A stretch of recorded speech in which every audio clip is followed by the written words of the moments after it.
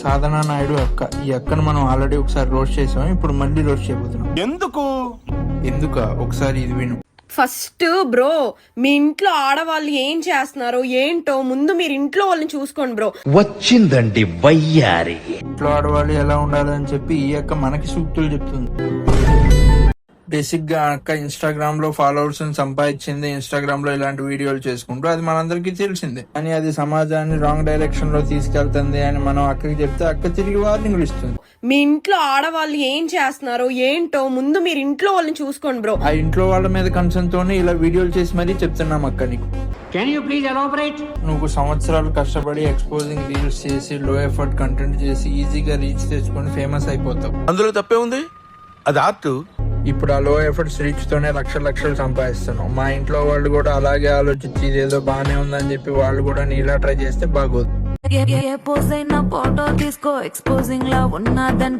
నాకే కానీ ఇలాంటి చెల్లుంటే ఈ పాటి దాన్ని చంపేసేసి భోజనాలు ఎట్టేసేవాడిని చెప్పి ఇప్పుడు మీద పడిపోతున్నారు. 6 years దాని ముందున్నంత కష్టం ఎవరికి తెలుసు బ్రో. ఇప్పుడు అక్క దృష్టిలో చిన్న బట్టలు వేసుకొని కెమెరా ముందు గంతులేయడం కూడా చాలా కష్టమైన పని. వా అక్క వా. ఏమన్నా అంటే డ్రెస్సింగ్ మీకేంది బ్రో నొప్పి? నాకు అర్థం కాదు. మీకేమైనా నొప్పా? చూడకండి. వినండి అక్కే చెప్తుంది చూడొద్దని, అయినా చూస్తారు సుళ్ళు గడుచుకుంటూ. మానవత్వం ఉందా, బుద్ధి ఉందా, బుర్ర ఉందా? అసలు ఇక్కడ తిట్టాల్సింది అక్కని కాదు, మిమ్మల్ని. అరే నీకే చెప్తున్నా. ఎవరైనా ఒక అమ్మాయి వచ్చి ఎక్స్పోజింగ్ వీడియోలు ఫోటోలు పెట్టగానే ఒంట్లో హార్మోన్స్ గుంజేసుకుని లైకులు షేర్లు కొట్టి రీచ్ చెప్పించే మీకే చెప్తున్నా. ఇక్కడ సాధనకు ఒకటే కాదు, ఇన్స్టాగ్రామ్ లో ఇలా బాడీ పార్ట్స్ ఎక్స్పోజ్ చేస్తూ డబ్బులు సంపాదించే వాళ్ళు చాలా మంది ఉన్నారు. ఫర్ ఎగ్జాంపుల్ ఈ అక్క పేరు అనుష్క. అక్క పెద్దగా ఏం చేయదు, ఇన్స్టాలో ఇలా ట్రాన్సిషన్ రీల్స్ పోస్ట్ చేస్తా ఉంటది అంతే. దానికి గాను అక్కకున్న ఫాలోవర్స్ 5 లక్షలు.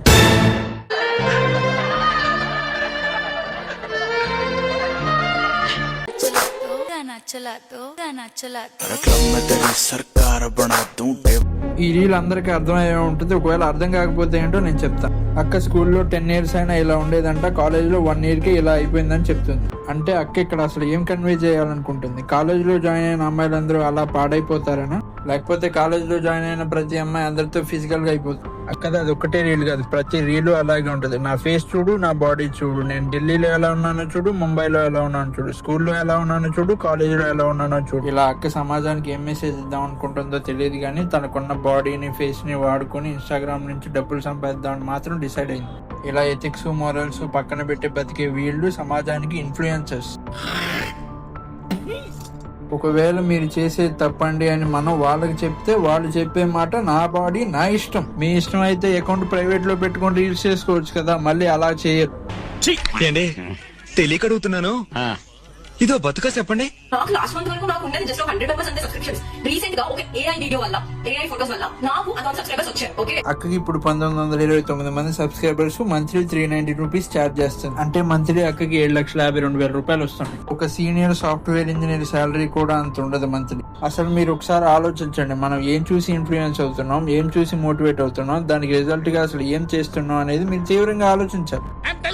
AI వీడియో వల్ల, AI ఫోటోస్ వల్ల నాకు అకౌంట్ సబ్స్క్రైబర్స్ వచ్చారు. ఓకే, ఇలా ఏఐ ఫోటోలు లీక్ అవడం అనేది అక్కకే కాదు, ఇంతకు ముందు రష్మిక మందనాకి జరిగింది, తర్వాత కీర్తి సురేష్ కి జరిగింది. వాళ్ళు చాలా నెగిటివ్ గా రియాక్ట్ అయ్యారు. కానీ అక్క thank you so much bro, highest నేనే తెలుగు అమ్మాయిలో. ఇలా ఫేక్ వీడియోలు ఫేక్ ఫోటోలు రిలీజ్ అయినప్పుడు ఆ ఫేక్ వీడియోలు ఫేక్ ఫోటోలు చేసిన వాళ్ళ మీద కంప్లైంట్ ఇవ్వాలి, కానీ దాని గురించి మాట్లాడిన వాళ్ళ మీద రీల్స్ చేస్తూ రియాక్ట్ అవ్వకూడదు.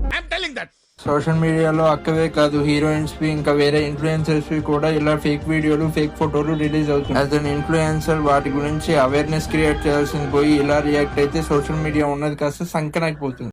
ఫైనల్ గా నేను మీకు జనాలకు చెప్పేది ఏంటంటే, మీకున్న క్వాలిటీ సమయాన్ని పనికిమాలిన విషయాల మీద కాకుండా మీ మైండ్ సెట్ ని ఇంప్రూవ్ చేసుకోవడం మీద, మీ కొత్త విషయాలు నేర్చుకోవడం మీద, స్కిల్స్ డెవలప్మెంట్ చేసుకోవడం మీద పెట్టండి. ఇలాంటి ఇన్ఫ్లుయెన్సర్స్ వస్తుంటారు పోతుంటారు, కానీ మీ సమయం పోతే తిరిగి రాదు.